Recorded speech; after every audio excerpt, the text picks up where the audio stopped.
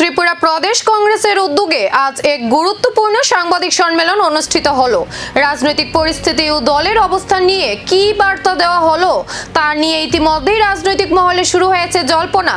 সাংবাদিক সম্মেলনে রাজ্যের বর্তমান রাজনৈতিক পরিস্থিতি, জনস্বার্থ সংক্রান্ত বিভিন্ন ইস্যু এবং দলের ভবিষ্যৎ কর্মসূচি নিয়ে গুরুত্বপূর্ণ বার্তা দেওয়া হয় বলে জানা গেছে। দলীয় নেতৃত্বের বক্তব্য ঘিরে রাজনৈতিক মহলে নতুন করে কৌতূহল, জল্পনা এবং গভীর আলোচনার পরিবেশ তৈরি হয়েছে, যা আগামী দিনে রাজ্যের রাজনৈতিক সমীকরণে নতুন মোড় আনতে পারে বলে মনে করা হচ্ছে।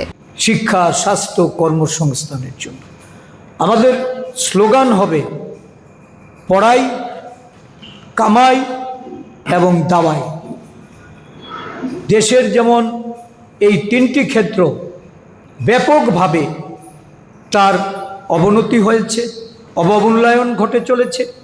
সারা দেশব্যাপী মানুষ খুব উগরে দিচ্ছে। ছাত্র যুবকরা রাস্তায় নেমে গণ আন্দোলন করে দেশের আরক্ষা প্রশাসনের মুখোপেক্ষী হয়ে তারা যেমন নির্যাতিত হচ্ছেন, অত্যাচারিত হচ্ছেন, আন্দোলনের তীব্রতা তত দিন দিন বৃদ্ধি পাচ্ছে।